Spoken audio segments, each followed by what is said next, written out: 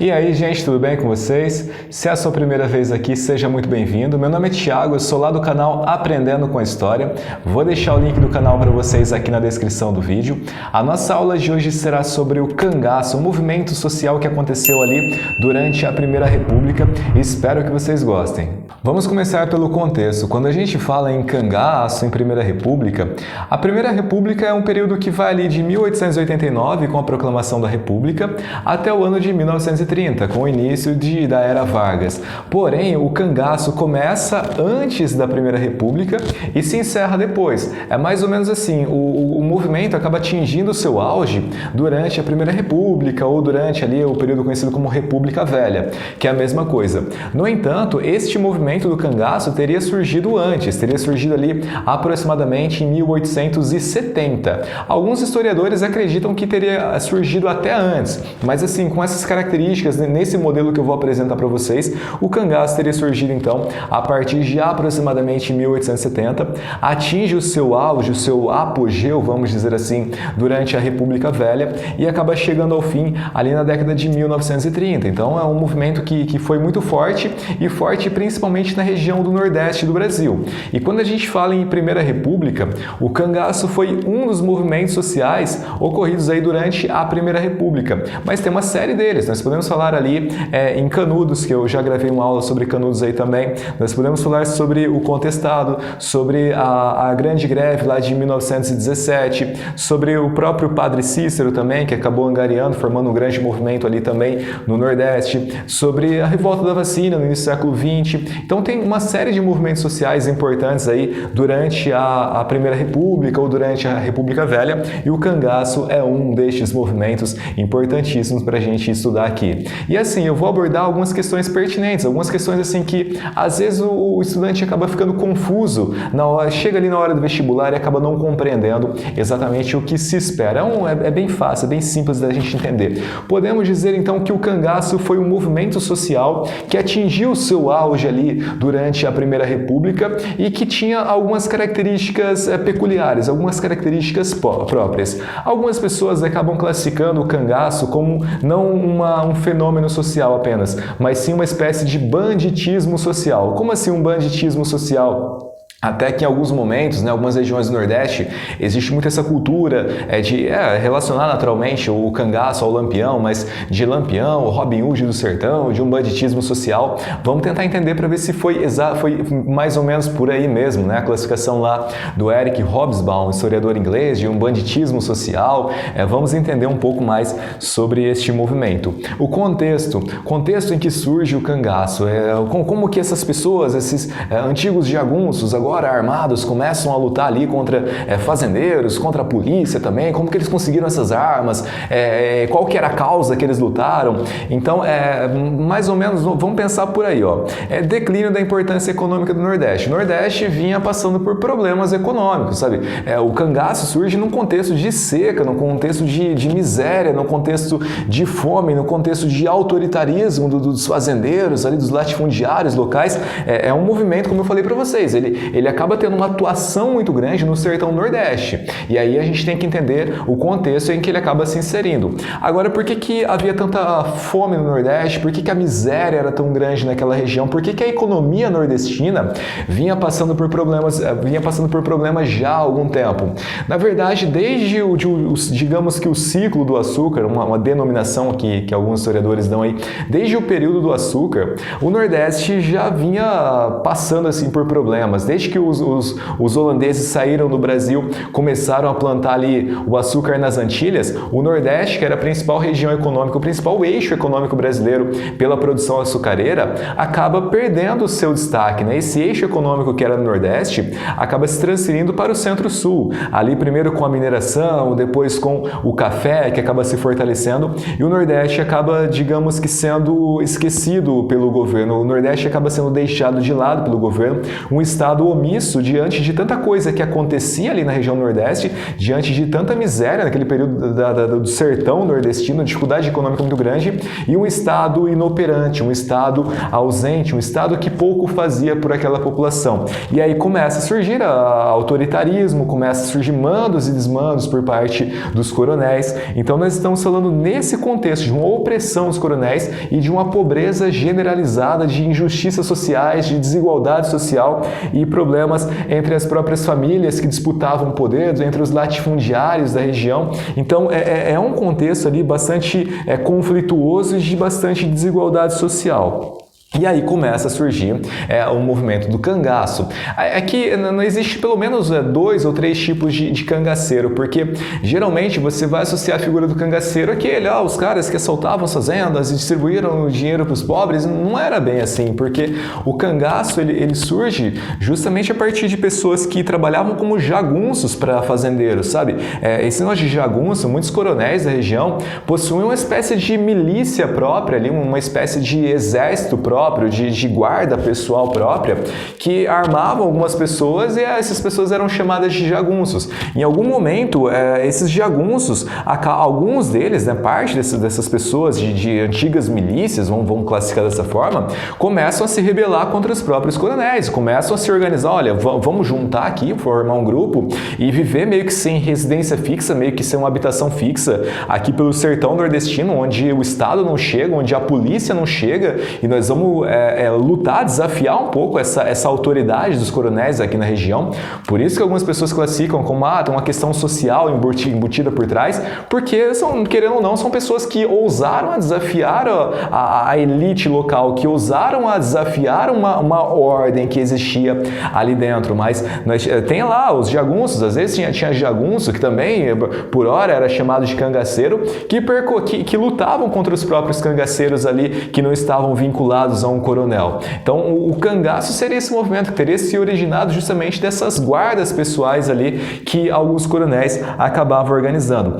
No geral, saqueavam povoados, pequenas cidades, saqueavam fazendas também e também agiam de forma autônoma, ou seja, no geral, os cangaceiros que não estavam ligados a um coronel, que não serviam a um coronel, eles agiam de forma autônoma. Olha, vamos seguir uma pessoa, vamos fazer aquilo que nos interessa neste momento.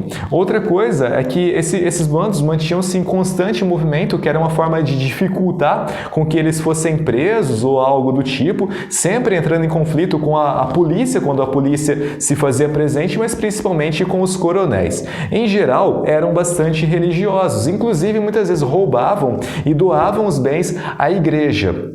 Essa questão da religiosidade, eu vou falar para vocês um pouco mais sobre ali o Lampião. Não foi um movimento organizado politicamente, então essa é uma questão importante, porque geralmente quando se cobra no Enem, no vestibular, fala assim da região, onde que surgiu, então você vai identificar no sertão nordestino, a área de atuação ali no sertão nordestino, aí você vai relacionar com o contexto, e esse contexto que eu já expliquei para vocês, mas assim, é um movimento assim organizado politicamente, para derrubar algum presidente, ou um movimento que queria tomar o poder, derrubar a república. Não, nada disso. É um movimento local, sem ter uma pretensão política por trás disso. Um movimento, sei lá, vinculado ao anarquismo. Não tem nada disso. Ele é entendido diretamente pela sua condição, pela sua região ali onde ele surgiu. Pessoas que se rebelaram, se organizaram contra uma estrutura que era vigente até então, sabe? É mais ou menos por aí. E aí não dá pra gente falar em cangaço sem relacionar necessariamente a figura do mais famoso de todos esses cangaceiros, Virgulino Ferreira da Silva, um cara mais conhecido como Lampião. E até é importante a gente falar sobre o Lampião, o apelido, de onde que vem Lampião, de onde, assim, há algumas explicações, né? Mas uma delas eu acho até meio engraçado. Porque o lampião, não sei se vocês conhecem o lampião, é um negócio que serve para iluminar, né? Tem uma luzinha ali. E diziam que o lampião, claro que construiu-se uma espécie de mito por trás de Lampião, né? De Virgulino Ferreira da Silva, de que ele atirava tão rápido, mas tão rápido, que a arma, quando você atirava, meio que saía um foguinho dali, ele atirava tão rápido que parecia um lampião, iluminava tudo o que estava ao seu redor. Então, um pouco da explicação de onde que vem o lampião. E tem ligado diretamente a hoje, né, a figura de cordel. É um elemento que no Nordeste há assim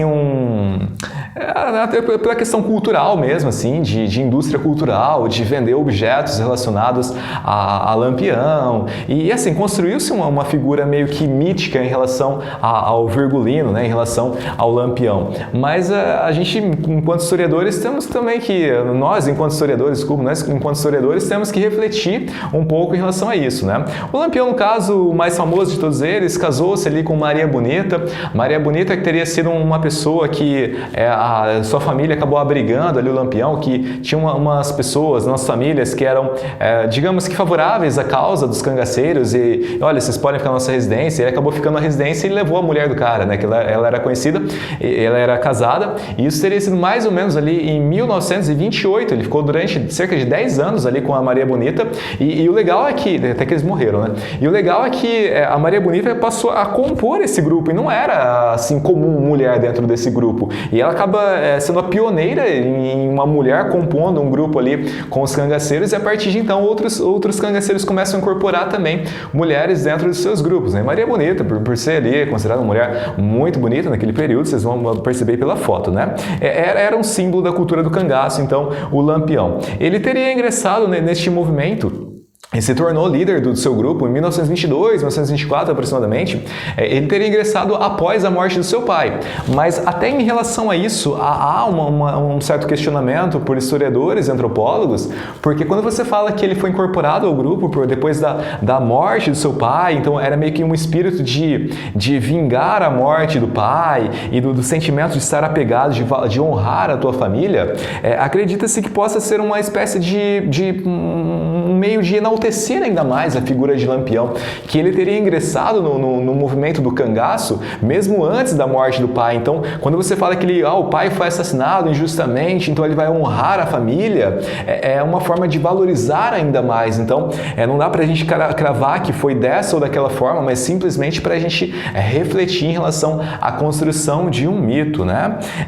Ele recebeu a proposta, uma passagem interessante da história do Lampião, é que ele recebeu a proposta na década de 20 ainda, do padre Cícero, que era um cara muito influente, inclusive em meios políticos, de que ele pudesse ser um comandante, ele que naquele período estava rolando uma coluna, tipo uns caras lá liderados por Luiz Carlos Prestes, a coluna Prestes, que percorreu mais de 20 mil quilômetros aí do território nacional e estava passando pelo Nordeste também, de que Lampião fosse um cara, olha, você tem que parar essa coluna, você tem que parar Luiz Carlos Prestes com a sua coluna, e ele era um cara, Lampião era tipo, você é um grande estrategista, você vai conseguir parar a coluna Prestes. Ele até ouve do padre Cícero essa proposta de parar a coluna Prestes, mas ele fica meio que ressabiado, ele fica meio que desconfiado dessas promessas que lhe foram feitas, porque logo que fizeram a promessa, depois a polícia meio que estava atrás dele também, ele falou, mas peraí, que promessas são essas, né?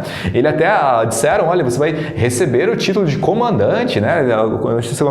Capitão do exército, e ele falou, capitão do exército, se eu lutar contra os caras, ele fica meio propenso a aceitar, mas depois ele vê que é meio que uma furada, ele fica com medo dessa promessa for falsa, e acaba não aceitando, ainda fica com as armas para si. E até desde então, mesmo não tendo lutado contra a coluna Prestes, ele acaba sendo denominado de Capitão Lampião. Olha lá, o Capitão Lampião está chegando, né? Mas esse grupo, assim como outros também, acaba sendo perseguido, acaba sendo eliminado lá no ano de 1938, na época de Getúlio Vargas. As cabeças, inclusive, as pessoas foram mortas e as cabeças foram expostas, foram enterradas somente, acho que em 1965, muito tempo depois, por solicitação da família, mas era uma forma de mostrar para as pessoas, vocês não podem fazer isso, né? De servir como exemplo ainda para os demais. Mas o que está atrelado assim, ao fim desse movimento do cangaço? Nada mais, nada menos que a expansão da comunicação, a expansão da estrada. Nós estamos falando já em 1938, Getúlio Vargas havia assumido o poder, havia centralizado mais o poder em si, tinha a intenção de diminuir poderes locais, diminuir o poder dos coronéis. Então Getúlio Vargas inicia uma política mais, digamos que acaba sendo mais rigorosa em relação a esses grupos, e o movimento de Lampião, o Lampião não era o único movimento cangaço, tinha uma série de movimentos cangaceiros, o grupo de Lampião, assim como outros, acaba sendo perseguido e chega ao fim ali no final da década de 1930. E fica essa discussão, Lampião era um vilão, era um herói, como é que fica essa situação? Mas algo que não convém discutir aqui sozinho, né? Em relação a essa questão de Lampião, um herói ou um vilão, o fato é que acabou marcando a história do Brasil. Espero que vocês tenham gostado, gente. Por hoje é só. Caso queiram, podem visitar o meu canal lá, Aprendendo com a História. Beijo e até a próxima!